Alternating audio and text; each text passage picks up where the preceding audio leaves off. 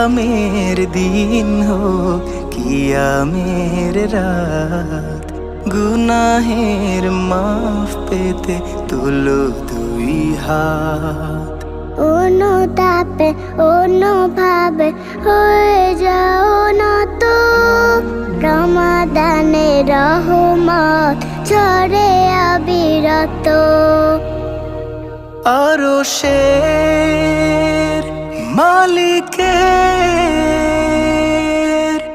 অবারিত ক্ষমা পেতে পারো রোজাদার, তুলে মোনাজাত। সিয়ামের দিন হোক